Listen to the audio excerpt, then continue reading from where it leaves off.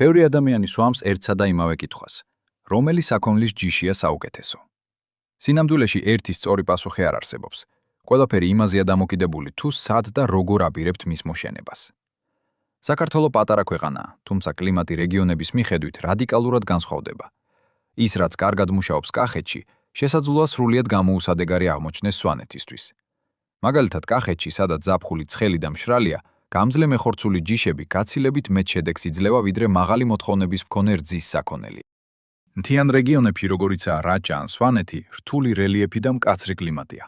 აქ პირუტყვს ძლიერი კონსტიტუცია სჭირდება, რათა გაუძლოს იმ დატვირთვას, რომელიც ბარში საერთოდ არ არსებობს. ხოლო დასავლეთ საქართველოში მაღალი ტენიანობა და უხვი მწვანე მასა რძის ჯიშებისთვის კარგ პირობებს ქმნის. თუმცა აქვე იმატებს დაავადებების რისკიც, რაც განსაკუთრებულ ყურადღებას მოითხოვს. ფაქტია, რომ მხოლოდ გენეტიკა ვერაფერს გახდება, თუ გარემო პირობებს, კვებას და მოვლას არ გავითვალისწინებთ. ამიტომ, როცა ჯიშს ვარჩევთ, პირველ რიგში ალბათ იმას უნდა დავაკვირდეთ, თუ რამდენად თავსებადია ის ჩვენს რეგიონთან და იმ პირობებთან, რაც კონკრეტულ მეურნეობაში გვაქვს.